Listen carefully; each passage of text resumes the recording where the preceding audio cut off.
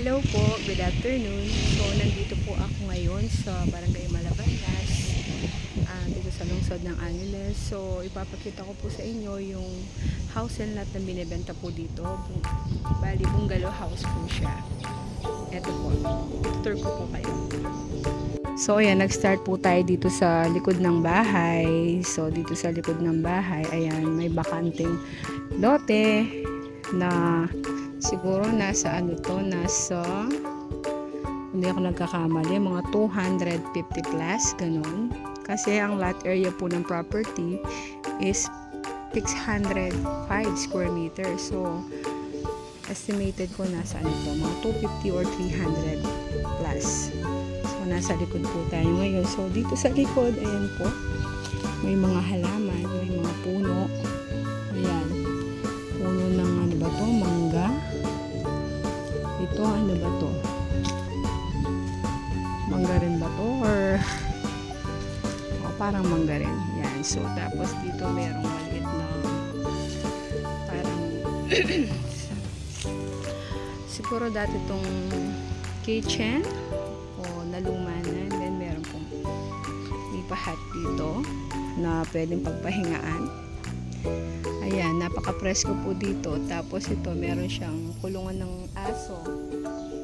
Ayan. Napaka-presko ng bahay na to. Tapos, yan. Ang luwang pa ng bakanting lote. Ayan po. So, yun po yung pinaka-gate papuntang garahe. Tapos yun, merong bahay. May small bungalow house siya. Naluma na rin. Siguro estimated ko dito nasa 100 to 150 square meter ang floor area size ng bahay. Although luma na po siya, pero livable naman po. Yan. So may mga puno din dito na talagang nagbibigay presko sa bahay, sa lugar. Bali bayabas po pala to. Ayan. Bayabas nga, oo. Tapos yan. Ano naman to? Ayun, Chico, ayun. Chico pala yun, oh. Ang ganda ng lugar na to. Ang ganda ng bahay, ng place na to. Kaya yung makakabili dito, maswelo. Ay, may doggy pala. I'm sorry, may doggy. So, yan po.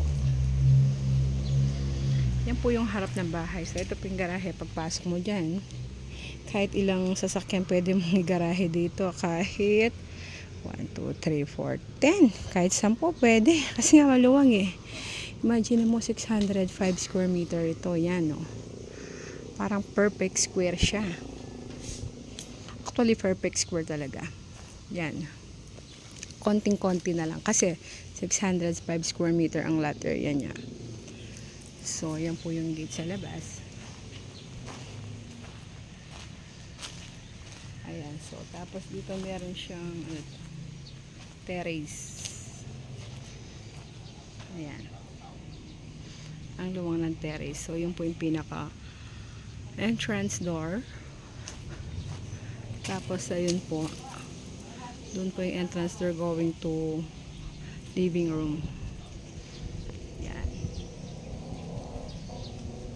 Ayan.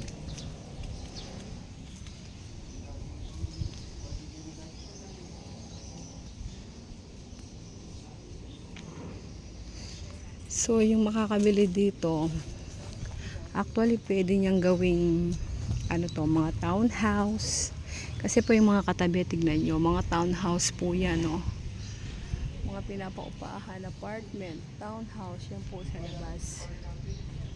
So, semi-commercial na po ito. Although sa tax declaration is residential pa siya, pero yung location kung nasaan siya is semi-commercial na kasi halos yung mga nandito po is mga condo, townhouse, ayan kagaya niyan, no? Townhouse po yan. So dito may daan din dito para papasok doon sa dirty kitchen and laundry area. Ayan. So, dun po sa kabila, Meron pong tinatayong ano doon, high-rise condo.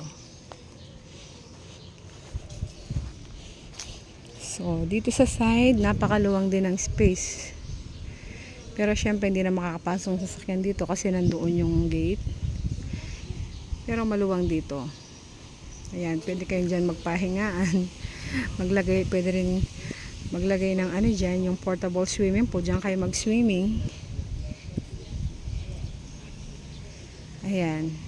So, sa mga interested po, just comment or PM me or call or text me sa number na nakasulat po sa baba. Thank you po.